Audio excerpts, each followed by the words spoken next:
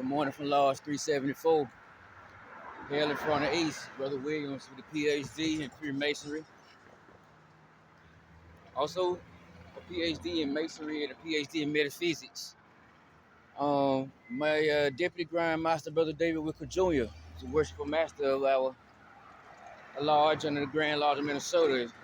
A phenomenal influence this morning. It's a high. Look at this mist here. Can you see how? Can you see elevation?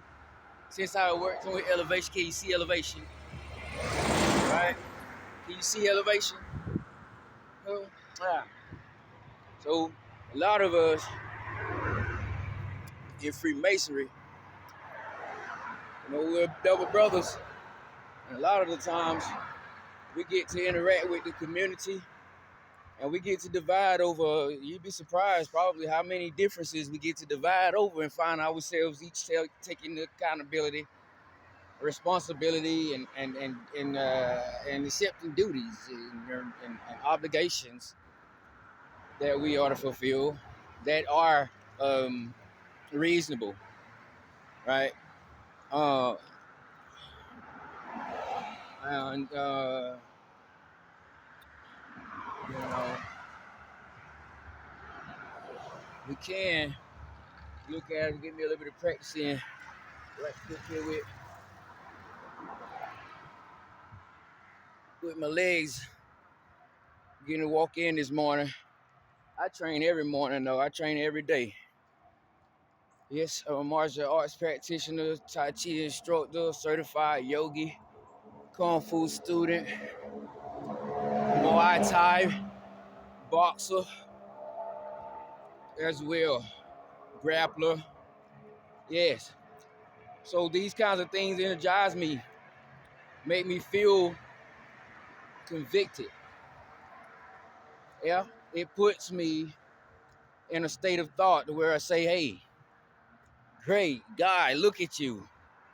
Are you sure? By the way, just by chance, are you sure? Just in case you've thought about it already or thought of it already.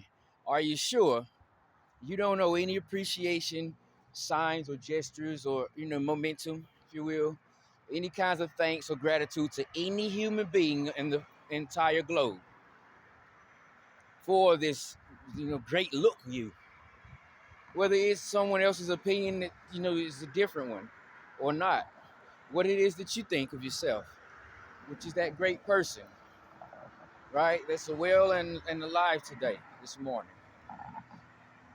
Are you sure there's no one you owe in addition to yourself some thanks? So I charge myself, make sure you give back to the community.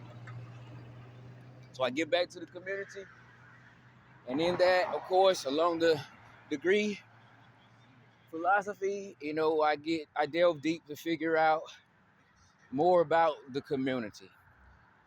When we get in on a platform, if you will, of thanks and gratitude and appreciation and reciprocity, then I think, well, here's a new reciprocity platform.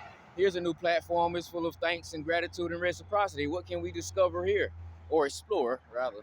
What can we explore here? Right? Instead of continue to reset, I like to transcend socially. I take job, I take work outdoors on the avenue.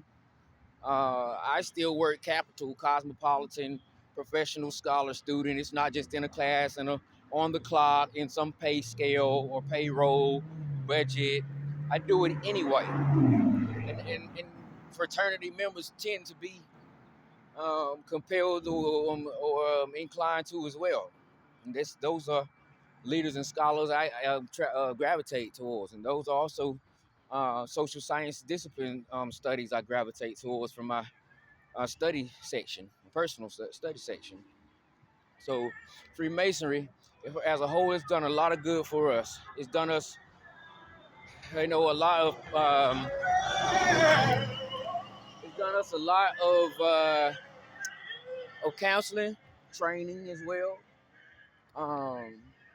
to that degree, and it has inspired me along this journey. being affiliated and introduced and meeting the acquaintance of brethren who aren't in the North America per se, but in all fairness to commercialism, they're in the United Kingdom. They have the Eastern English.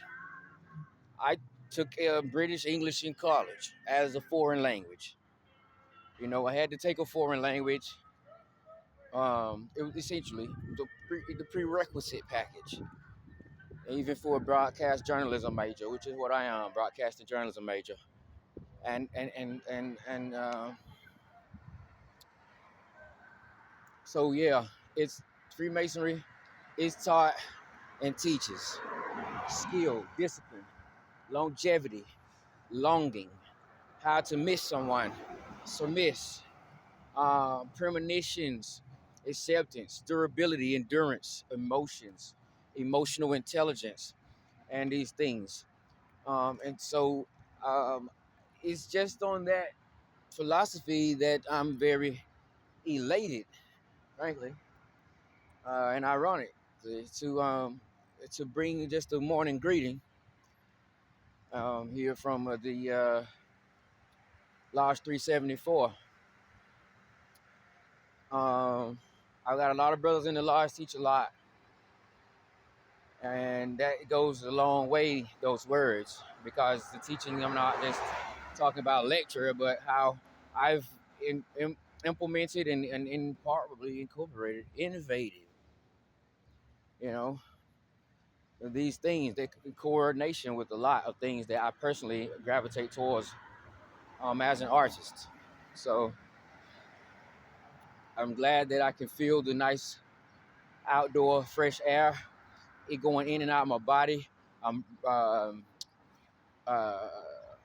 breathing normal and natural, though I'm walking, because I train for it, and it builds up stamina, builds up endurance, builds the mental health, builds up transpersonal psychology in the mental health degree majors, um, in my opinion.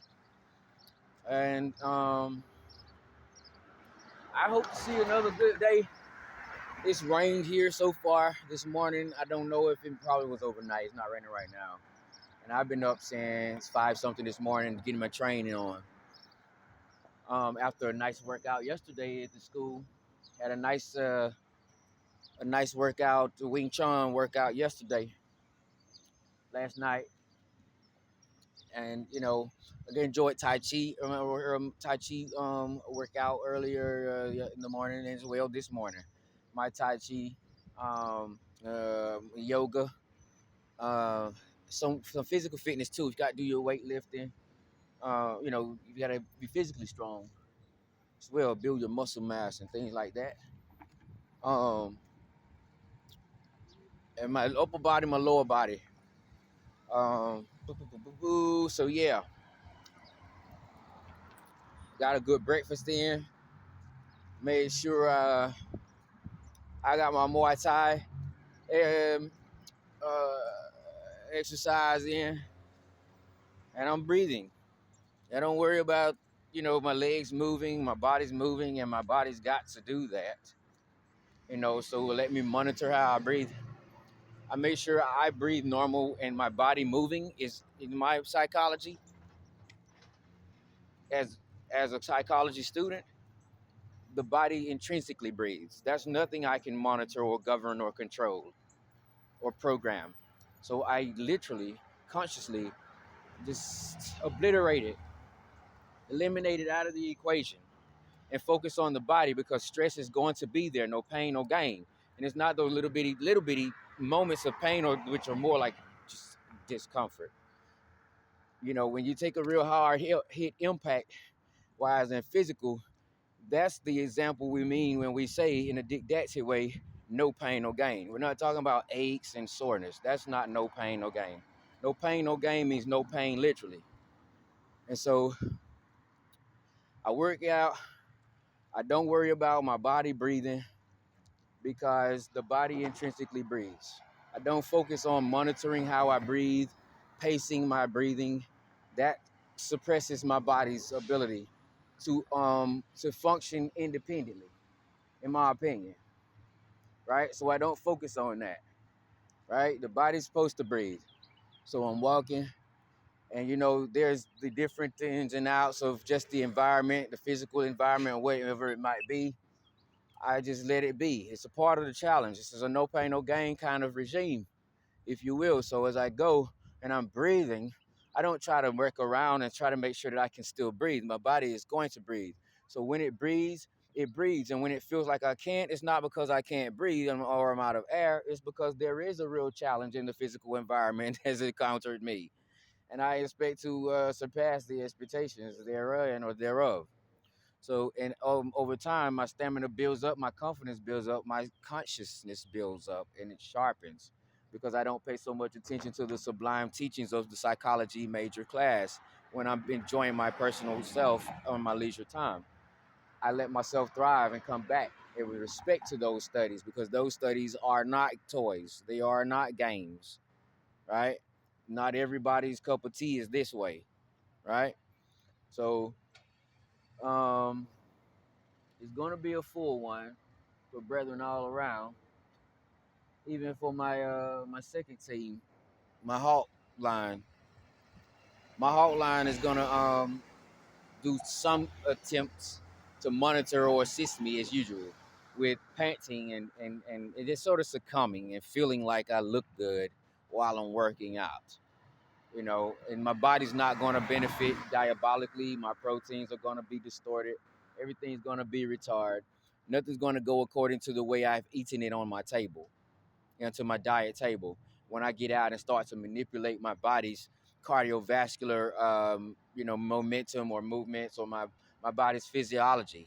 When I manipulate my hormonal integrity or sensitivity, it's going to do a change on how well my table food diet is going to balance over my general sense of well-being, that being myself, self uh, agency. And so getting my workout on, enjoying the fraternity. Brethren already know. Sisters already know. I like to train. I've been a Freemason for 26 years. I was a Lewis, when I was initiated. I'm 44. I was 18, of course, in Lewis. Um, and I'm going on 20. By the way, I take care of myself. I know I look young by people's compliments. Myself, I'm not interested in that. I do not encourage that, and that's something I teach. So yes, sir. It's a namaste as well. My 204. So um, I got my studies up ahead of me. Looking at where we going with the mention about the Human Rights Charter, South African Charter, and how it's going to correlate. 1948, the Illuminati order is working hard, very busy, working with political leaders to make sure that the passing of or accepting or approving of or signing of the Universal Declaration of Human Rights and People's Rights is something that's a success. And this is in 1948, and that's when South Africa signed that charter. South Africa Lodge 459 correlates with South Africa, the South African Charter. And where Brother Hall first was initiated into our general crowd, Lord bless, he's passed over to the Grand Lodge of above. And so on with uh, there's the 1990, what was it, 8 or 5? 1994, I think. But there's also the year 2005, January 25th, which is my birthday. Only I was born in 1980, not 2005. But January 25th, my birth month and birthday, in the year 2005, that's an important date when we talk about charters and who's regular, who's not regular, clandestine, and a lot of people just use it in the wrong way. That's why I want to do the human rights course named Bringing Human Rights to Life. Got the credentials, took the course, got the charge to teach the course, got the materials to teach the course, have the ability, potential, and capacity to teach it. And I'm going to teach it. Speaking, bringing it to you now, just a bit to add in here. Because a lot of the reason we probably want to know if someone, because before we can know why you're irregular or you're regular, we have to know first you're regular or irregular. have to identify it first, then go to, well, what do we do? Well, how did that happen, right? Or why is that? But we have to have the information first. So with the research to before we get into who's regular or irregular, clandestine, etc., we've got a lot more to do before that. Um, and so yes, it's not just finding out about the charter. Again, it's got a lot to do with before that. What compels us to care? What compels us to care? We're studiers. We're scholars. We know this. That's the family tradition. That is it. That's the family brand, if you will. Right. So importantly, we've got to know a lot more about human rights, people's rights in that South African charter, in this fraternity. In reality, do what you want, of course, because you know you've got those rights. But it's important to know about them and where they come from, and to know that those documents are real. That's not just the gift of gab. To have human rights and people's rights, everyone has them. So we've got to have that kind of common ground of what's the level. Um, our jargon, yeah, uh, so that we might not need to care if someone's regular or not, because that person's got rights and freedoms to choose what they want to do. And as well, in this fraternity, it's not mandatory. This something is that is voluntary. And so, with that said, we can't bring up too many differences because we're here on our own manhood and uplift and scholarship and leadership. We can't break it down and all of a sudden have problems. So what it is that I like the way we're keeping all of the questions and the concerns in a professional, brotherly context, and we're going about it that way. No one's mad at anyone else. Everyone's wanting to enforce their grand law's jurisdiction, rules, constitutions, and bylaws, and the way it runs its program. But I think still, though, with all fairness, to make sure, like I said earlier, I tell myself, make sure, are you sure there's no one you owe as well, or in addition to you, any thanks for how you're turning out, the product of being you're becoming. Same thing we need to do as a fraternity. Make sure, ask as a fraternity. Don't do this one at a time independently, right? As I spoke on just a moment ago, this is a different situation where we want to do this as a fraternity and say, hey, Freemasons, Masonic brethren, are you sure? There's no one else you should thank, right? And when we come to in unison and do that, then we need to see, hey, look, we're all together and brethren right here in a moment. Oh wow, right? That's when you have to feed a person with the long handled spoon, because we are perseverers and we are leaders, we are influencers and we are elite, right? And so we've got to make sure we keep